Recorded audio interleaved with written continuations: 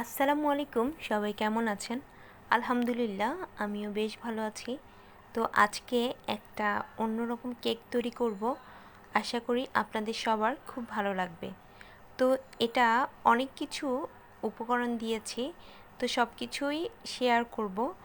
তো এখানে প্রথমে নিয়ে নিয়েছি হলো চাউলের গুঁড়ো দিয়েছি এই কাপটা দিয়ে 2 কাপ, আর ময়দা দিয়েছি 1 কাপ।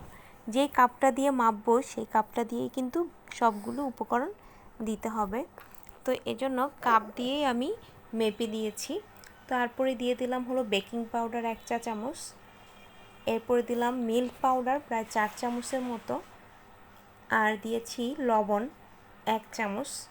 তো আজকের এই রেসিপিটা তৈরি করব হলো গুড় দিয়ে।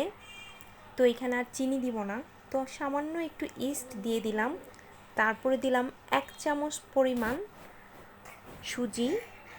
এরপরে এখানে দিয়েছি হলো এটা খেজুর পাউডারও এখানে দিয়েছি 1 চামচ।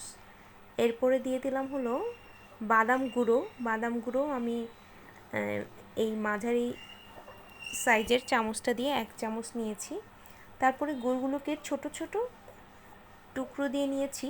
তো এটা যেহেতু কিছুক্ষণ ভিজিয়ে রাখতে হবে, গুড়টা ততক্ষণে গলে যাবে এবং নরম হয়ে যাবে, মিক্স হয়ে যাবে এটার সাথে।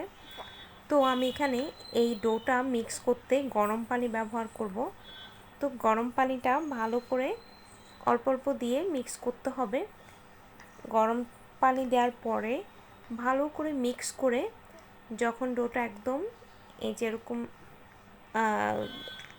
উপর থেকে দেখতেই পাচ্ছেন এতটুকু মিক্স হয়ে যাবে, তখন আমরা এটা ঢেকে রেখে দিতে হবে।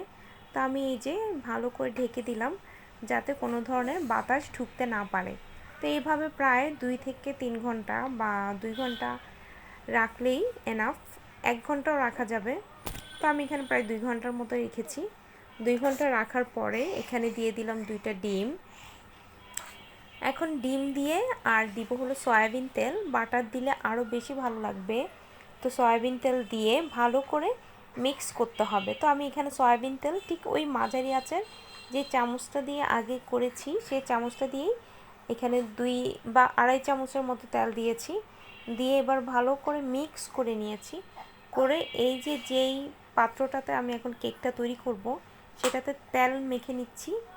আর চুলাতে কিন্তু অলরেডি আমি একটা প্যান বসিয়ে দিয়েছি পানি দিয়ে। তো পানিটা যখন একটু গরম হয়ে আসবে তার মধ্যেই কিন্তু এই যে কেকের ডোটা এখন আমি এই বাটিটাতে দিয়ে দিব। তো দেওয়ার পরে এরপরে প্যানটাতে বসিয়ে দিব।